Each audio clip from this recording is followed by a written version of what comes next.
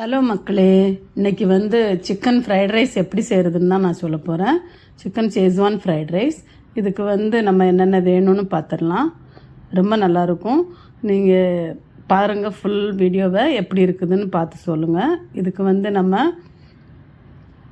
என்னென்ன காய்கறி வேணும்னு பார்க்கலாம். கோஸ் கொஞ்சம், குடமிளகா கொஞ்சம், வெங்காயத்தாள், அப்புறம் ஒரு பூண்டு கொஞ்சம், பச்சை மிளகா கொஞ்சம். எல்லாமே வந்து ரொம்ப கம்மி தான், ரொம்ப தேவையில்லை. ஒரு அளவோடு எடுத்துக்கோங்க. உங்களுக்கு எவ்வளோ வேணுமோ. இப்போ ஒருத்தருக்கு செய்கிறோன்னா ஒரு அரை குடமிளகா போதும், அரை கேபேஜ் போதும். சிக்கன் எடுத்துக்கோங்க. ஒரு 200 கிராம் சிக்கன் எடுத்து அதில் லைட்டாக வந்து உப்பும் மிளகாத்தூளும் போட்டு லைட்டாக இது பண்ணி வச்சுருங்க, ஊற வச்சுருங்க. வேறு எதுவுமே இதுக்கு தேவையில்லை. ஏன்னா வந்து அதில் வெறும் உப்பு தான் பிடிக்கணும். லைட்டாக காரம் இருந்தால் நல்லாயிருக்குன்றதுக்காக நம்ம அந்த சிக்கனில் வந்து அந்த மிளகாத்தூள் போடுறோம்.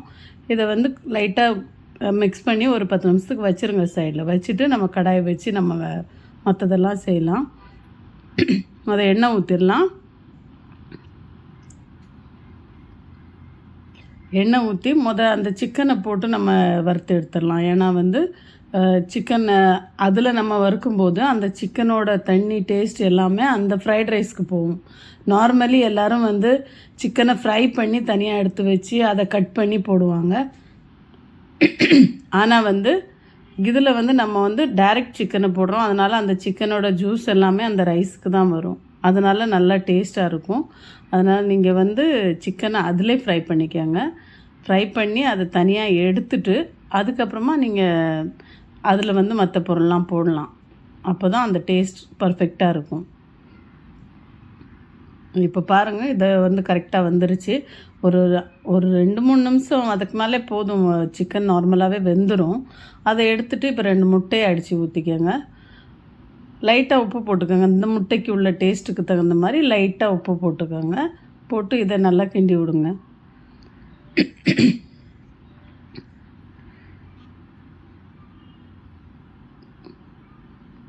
இது கொஞ்சம் வதங்கி வந்ததுமே இனிமேல் நம்ம எல்லா பொருளையுமே போட்டுக்கலாம். இது கூட ஆனால் மிளகாவும் பூண்டும் போட்டு வதக்கிக்கலாம். லைட்டாக பூண்டும் மிளகாவும் லைட்டாக வதங்கி வரும்போதே வேறு எல்லா காய்கறியுமே போட்டுடலாம். ஏன்னா எதுவுமே ரொம்ப வதங்கணும்னு அவசியம் இல்லை. இது வந்து ஃப்ரைட் ரைஸு. இதோட டேஸ்ட்டே வந்து எல்லாமே அரை வேக்காடில் தான் இருக்கணும். ரொம்ப பாயில் ஆகி சாஃப்ட் ஆகிற மாதிரி எந்த காயும் ஆக தேவையில்லை. அதனால் எல்லாத்தையுமே இது கூட இனிமேல் போட்டுடலாம். நம்ம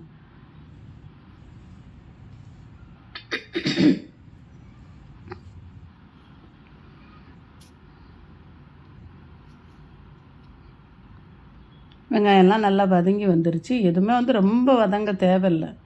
எல்லாமே பச்சையாகவே தான் இருக்கும்.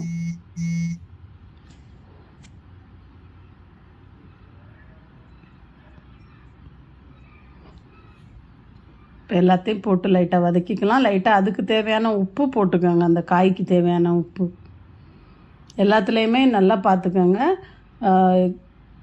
இதுலேயும் உப்பு இருக்குது, முட்டையிலையும். இந்த காய்க்கு தேவையான உப்பும் நம்ம போடுறோம். சிக்கன்லேயும் உப்பு இருக்குது. அப்புறம் அந்த ரைஸ்லேயும் உப்பு இருக்குது. ரைஸும் நம்ம வந்து செஞ்சு வச்சுருக்குறோம். ரைஸ் வந்து ஒரு 3/4 வேக்காடில் நல்லா வேக விட்டு வடித்து ஆற வச்சு வச்சுக்கணும். எப்போவுமே இது கிண்டுறதுக்கு வந்து நீங்கள் சுட சுட போட்டு கிண்டுனிங்கன்னா உடஞ்சிரும். அதனால் அதை ஆற வச்சு தனியாக வச்சுக்கணும். இப்போ எல்லாத்தையுமே போட்டாச்சு. சிக்கனையும் போட்டாச்சு. சிக்கன் வதங்கிக்கிட்டு இருக்குது.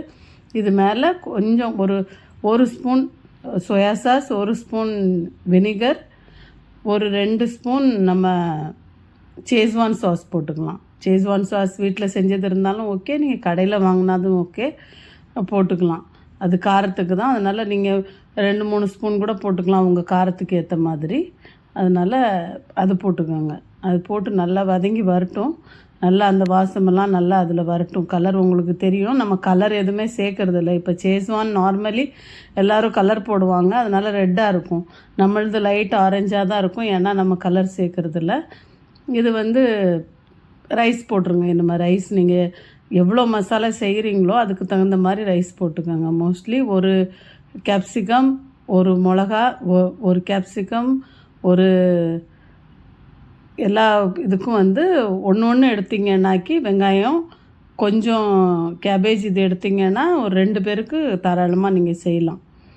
இப்போ இது எல்லாமே நல்லா கிண்டி விடணும். நல்லா பொரியிற மாதிரி நல்லாவே சூடாகணும் சாப்பாடு.